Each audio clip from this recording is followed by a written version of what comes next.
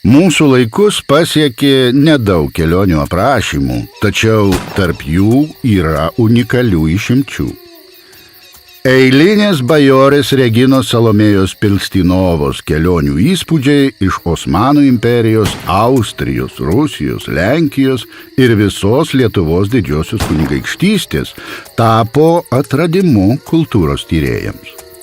Gimusi 1718 metais Naugarduko paviete, 14 metų ištekinta už gabaus okulisto, pati pramokusi gydymo meno iš vyro bei turkų, italų, maltiečių ir tikėjusi burtais.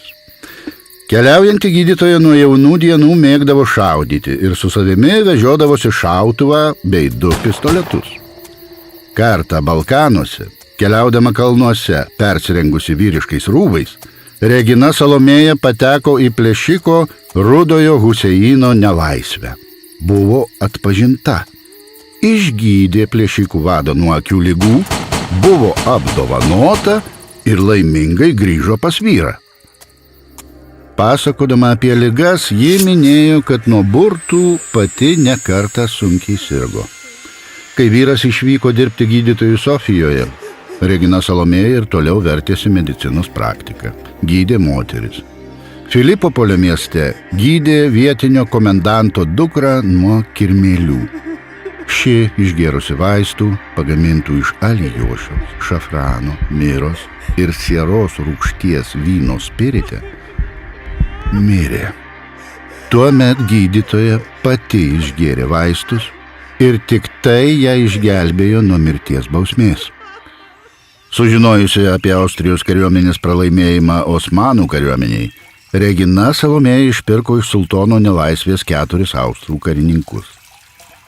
Už 3 gavo išpirką iš giminių, o už 4 ne. Šis žmogus, Austrijos karininkas Juozapas Fortunatas Pilšteinas, tapo antruoju jos vyru. Jie atvyko į Naugarduką, kur tuometinis lauko etmonas Mykolas Kazimieras Radvila Žuvelė priėmė Juozapą į savo kariuomenę, o Regina Salomėja dirbo gydytoja. Iš Naugarduko gydytoja nusprendė vykti į Rusiją, išlaisvinti iš nelaisvės keletą turkų. Per Vilnių, Biržus, Rygą ir Narvą nukeliavo į Sankt Peterburgą. Ten po kelių sėkmingų operacijų išgarsėjo. Buvo pristatyta pačiai imperatoriai Anai Ivanovnai, kuri buvo labai maloni ir padėjo išlaisvinti Revelyje bei Narvoje kalintus turkų belaisvius. Keliautoją pakerėjo imperatorės dvaro grožis, o savo atsiminimuose rusus jie vertino kaip vaišingus žmonės. Po ilgų kelionių su vyru apsistojo Vienoje, gyveno iš gydytojos amato. Vienoje jiems gimė sūnus, bet ir antroji santuoka nebuvo laiminga. Vyras nuolat išlaidavo ir girtavo. Kai gydytoja išvyko į Turkiją, vyras pagrobė dukrą, o ją pačią mėgino nunuodyti. Po bandymų taikytis, ji išsiskyrė ir liko viena su vaikais. Vėliau gydytoja susipažino su 7 metais jaunesniu vyriškiu.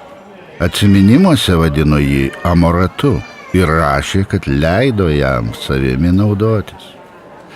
Tuomet ji nežinojo, kaip pragaištingai aistra pasuks jos vaikų likimą. Išvykdama, Regina Salomėja paliko vyrui vaikus. Šis pasiglemžė jos pinigus, o grįžusi rado sūnų numarintą badu.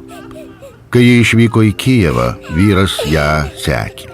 Gydytoja kreipėsi į Rusijos imperijos teismą ir net gavo leidimą suimti buvusį partnerį. Ilgą laiką gyvendama Osmanų imperijoje, gydytoja buvo apkaltinta, jog teikia pagalbą turkų pabėgėliams į abiejų tautų respubliką. Bėgdama nuo persekiojimo iš Chotimo miesto, Regina Salomėja 2 kartą atvyko į Stambulą. Sužavėta sultono Mustafos II rūmų grožio, ji manė, kad tai rojus žemėje. Čia ji tapo sultono haremo gydytoja. Įspūdinga karjera pašėlusių nuotykių fone, aprašyti spalvingi atsiminimai. Šis keliautojas palikimas turtingas istorinių žinių šaltinis apie to laikmečio tautas ir papročius.